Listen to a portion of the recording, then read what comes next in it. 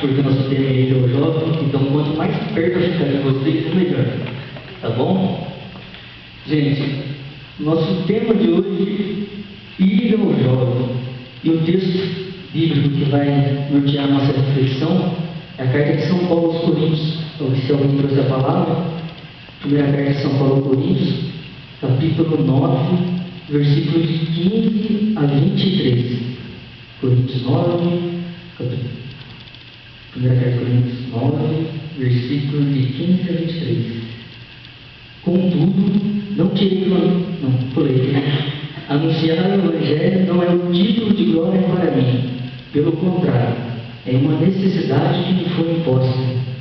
Ai de mim se eu não anunciar o Evangelho. Se eu anunciasse de própria iniciativa, teria direito a um salário. No entanto, já que eu faço por obrigação, desempenho um cargo que me foi confiado. Qual é então o meu salário? É que pregando o Evangelho, eu prego gratuitamente, sem usar os direitos que a pregação do Evangelho me confere. Embora seja livre em relação a todos, tornei-me servo de todos, a fim de ganhar o maior número possível. Com os judeus, comportei-me como judeu, a fim de ganhar os judeus. Com os que estão sujeitos à lei, comportei-me como se estivesse sujeito à lei, embora não esteja sujeito à lei, a fim de ganhar aqueles que estão sujeitos à lei. Com aqueles que vivem sem a lei, comportei-me como se vivesse sem a lei, embora eu não viva sem a lei de Deus, pois estou sob a lei de Cristo, para ganhar aqueles que vivem sem a lei.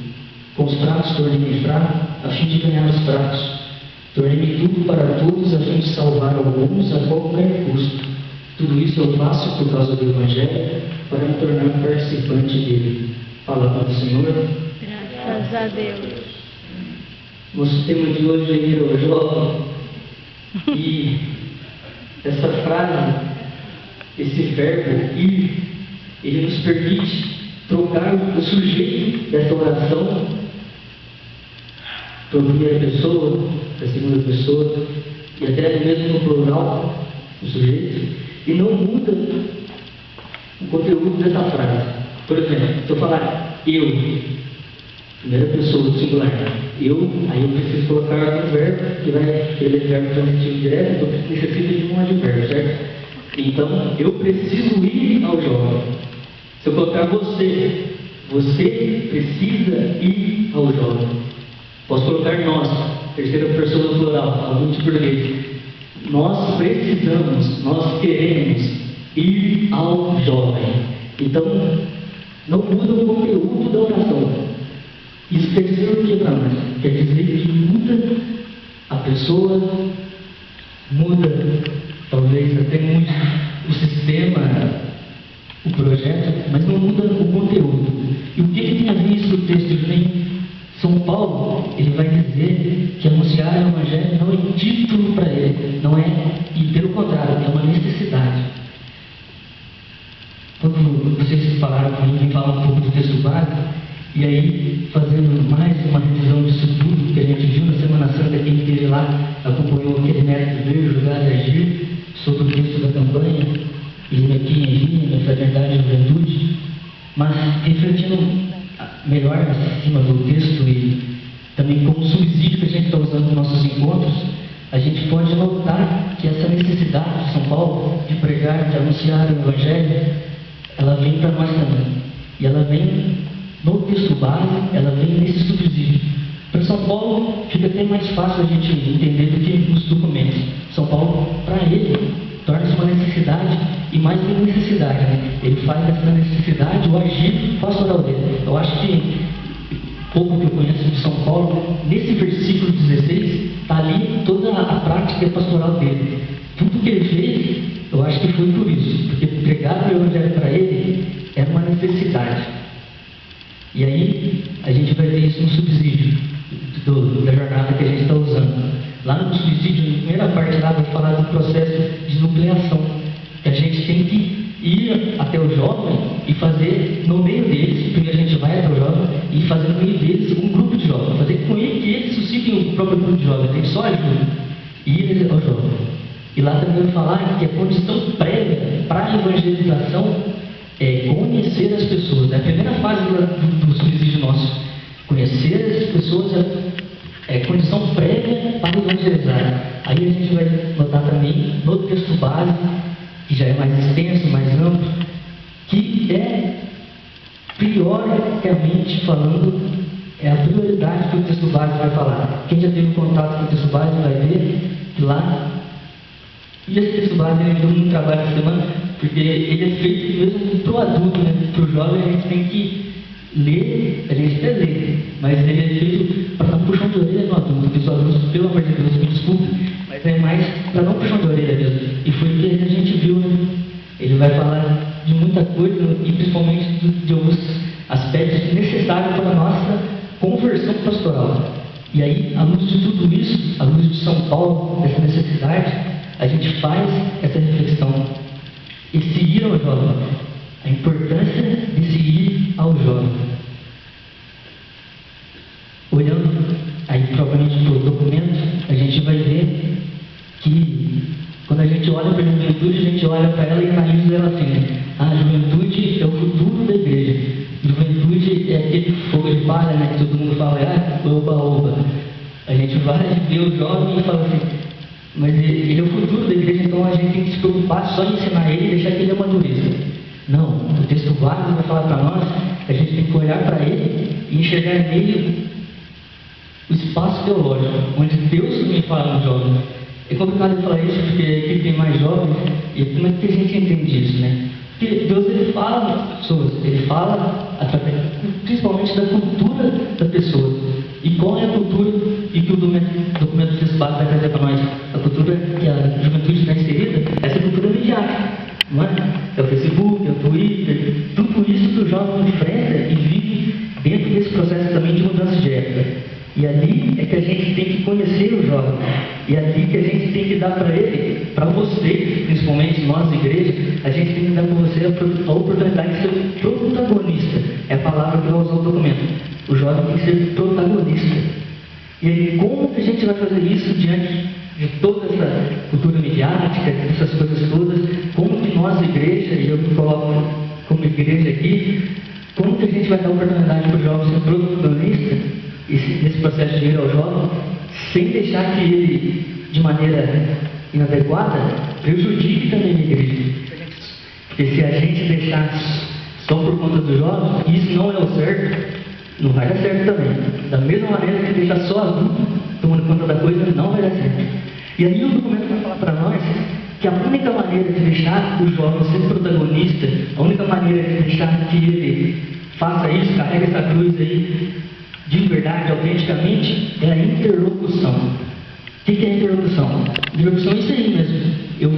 Eu desço até o jovem, é aquele processo de ir, eu vou até ele e falo, ele fala, a gente sai daquele local ali com duas ideias na cabeça. Primeiro eu cheguei com uma só, mas na hora que eu saio com duas. Com a minha ideia, o que eu falei, o que o jovem falou, e aí a gente sai com essas duas ideias na cabeça e depois vai pensar melhor, refletir e tomar alguma decisão. A interlocução é isso. Hoje, gente, do jeito que eu estou fazendo aqui, não funciona mais. Se não houver interlocução, isso não é o cenário que está inventando, não. É os documentos da igreja que falam e o texto básico vai falar. Se nós continuarmos em cima do pedestal, não vamos atingir mais. É preciso descer. É preciso ir até vocês, jovens. E aqui eu estou falando para a gente que está dentro da igreja. Vocês sabem que é assim. E vocês, como jovens, também precisam fazer isso, porque se a gente ficar só tentando Cristo também, não vai dar certo. A gente não vai conseguir atingir. E esse processo de ir ao jovem, essa interlocução, é entender a realidade que ele vive, a cultura que ele vive, é falar a linguagem do jovem. E esse negócio de falar a linguagem do jovem é bem complicado, porque a gente falando de jovem é 16 anos, essa juventude que está ali mesmo no olho do furacão. Se a gente falar a linguagem do jovem, é falar, igual eles estão falando, não, mano, tio, nós, é nós irmãos, não precisa ser assim. A nossa linguagem, a gente já tem ela. E essa linguagem ela é sagrada. A gente aprende na filosofia, né? A linguagem é sagrada. Diz lá, então, Então, não precisa. O que é falar a língua dos jovens? Não é ficar nós, mano, tio, não. É você falar de coisas que o jovem está vivendo, estão vivendo. É você falar do que ele enfrenta no dia a dia. Não precisa falar gíria para falar a linguagem do jovem. É você conhecer. E é nesse processo de interlocução que você vai saber o que é um Facebook, o que é um Twitter. Eu nunca mexi no Twitter, não. Vai ter que saber. Como é que você vai pregar para um jovem e não vai saber o que é um Twitter? Vai ter que saber. E nesse processo de interlocução, o documento vai falar para nós que ele vai dar 2 frutos que eu acho que é o centro para a ação pastoral da igreja, principalmente se relacionando à juventude. O primeiro fruto que ele vai gerar, processo de interlocução, esse ir ao jovem, o documento não fala diretamente com essa palavra, mas ele vai falar nesse processo, a gente, como eu disse, um fala, o outro fala, o adulto fala e o jovem fala. São 2 etapas de vida diferentes. É uma diferença de interlocução. E eu uso a analogia que o Bento XVI ele faz com a razão e com a religião. Ele fala que 2 coisas distintas, como é fé e razão, ela deve acontecer essa interlocução de maneira que surja a cura de patologias. Ou seja, eu falo com o jovem e deixo que ele cure as minhas patologias, porque eu, adulto, também tenho as minhas patologias, e a gente percebe muito isso na nossa pastoral. Não é verdade? A nossa igreja ela não vai atingir enquanto nós tivermos que dar um acampamento. O jovem vem para a nossa estrutura pré-montada, com a mochilinha dele nas costas, e faz aquilo que a gente determina, e depois de alguns dias ele pega a mochila, só com aquilo que ele já tinha trazido, e vai embora. Como se nada tivesse acontecido, não muda a gente e a gente não muda ele. Então essa cura de patologias não acontece. Da mesma forma que o adulto necessita curar as patologias do jovem, que também são muitas. E é nesse processo de interlocução que vai acontecer essa cura de patologia. Só vai acontecer desse jeito, porque como eu falei, se ficar lá em cima, não vai acontecer isso nunca. Vai ser como esse acampamento, o jovem vem e vai embora, não nos atinge e a gente não os atinge. E aí vai acontecer também o segundo fruto desse processo de interlocução, que é a referência. E aí, eu acho que é o mais importante. Todo mundo fala que testemunho é mais importante, a gente está cansado de saber, mas a gente precisa fazer esse processo de interlocução para nos tornarmos referência para você, jovem. Se a gente não fazer isso, a gente não se torna referência. Aí o texto básico vai falar da passagem de João, capítulo 1 de João, onde João Batista estava com os 2 discípulos, e um deles era André, e fala que João Batista, nessa relação, quando viu Jesus passando, ele apontou, mostrando para os 2, eis o Cordeiro de Deus, e os 2 pegam e vai atrás de Jesus. Não foi? E a partir daquele dia eles seguiram Jesus. O que é essa referência? Referência era João Batista para esses 2, naquele processo de discípulo-mestre. Eles confiavam tanto em João Batista que quando apareceu uma pessoa e João Batista apontou e falou, esse é o Cordeiro de Deus, eles não pensaram 2 vezes, imediatamente seguiram Jesus. Aí eu pergunto e trago essa reflexão para nós, jovens. Será que nós também estamos sendo referências? Porque referência não tem que ser só o adulto, referência tem que ser o jovem. Será que nós, enquanto nesse evento Viva Cristo, a gente sai lá fora e aponta para o jornal, vai ter Viva Cristo, hoje, 22 horas, será que o jovem vem? E por que não vem? A culpa é dele? A culpa é nossa? Talvez se nós entendêssemos melhor esse processo de interlocução, de estar junto, como São Paulo fez, se fazendo judeus, se fazendo fora da lei, para salvar aqueles que estavam fora da lei, aqueles que eram judeus. Será que a gente faz isso? Então essas 2 coisas, a interlocução é necessária nós interlocutarmos com os adultos também, porque não é só esperar o adulto, gente. Porque se acontecer isso, a gente vai morrer jovem e não vamos ver a igreja dando oportunidade de ser protagonistas. Falo para você, insista, procure a igreja, entre, meta a cara na pastoral, do dízimo, da pastoral da saúde, aquela que você entende que precisa dessa cara jovem. Vocês falavam muito isso, que o jovem é o rosto jovem de Cristo. E que o dever do jovem é fazer com que esse rosto jamais envelheça. Então a missão nossa de jovens é brigar, mesmo que o adulto não deixe, mas a gente vai entrando, a gente acha meta, a gente se faz adulto para que a gente possa fazer esse processo de interlocução. São fez isso, a gente também deve fazer.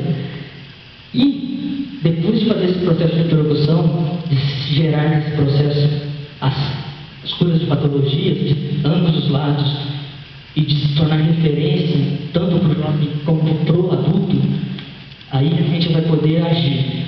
E o agir, que eu entendi no texto base, é muito forte, mas vai dizer para a igreja, enquanto estrutura eclesial, que nós devemos converter-se aos jovens. É isso mesmo. E a segunda coisa é a opção afetiva e efetiva pelo jovem. E aí vai entrar numa coisa fantástica, porque converter significa mudar de direção. Significa que nós estamos caminhando um caminho errado, em direção errada. Significa voltar completamente. Conversão não é dar um desvio, não. É converter, significa mudar de direção. Porque as nossas estruturas eclesiais não estão mais atingindo. E enquanto não estiver atingindo, não vai estar fazendo o papel que Jesus Cristo nos deixou, que Jesus pediu para que a gente faça. E para que essa conversão ela aconteça, é necessário outras duas coisas. É necessário autoavaliação e é necessário coragem. E aqui nós fugimos totalmente do texto base, mas não muito, porque a gente vai falar um pouquinho sobre coragem.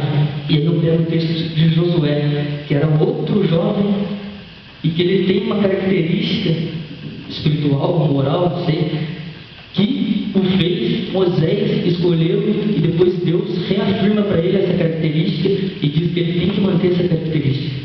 O texto é Josué capítulo 1, versículo 6. Escutem só. Deus falando para Josué: seja firme e corajoso, porque você fará esse povo herdar essa terra que jurei dar aos seus antepassados. Apenas seja firme e corajoso para cumprir toda a lei que meu servo Moisés lhe ordenou. Não se desvie dela, nem para a direita nem para a esquerda, e você terá sucesso em todos os seus empreendimentos. Que o livro desta lei esteja sempre em seus lábios, medite nele dia e noite, para agir de acordo com tudo que nele está escrito. Desse modo, você será bem sucedido em seus empreendimentos e sempre terá sucesso. Sou eu que estou mandando que você seja firme e corajoso. Portanto, não tenha medo e não se acovarde, porque Javé, seu Deus, está com você aonde quer que você vá.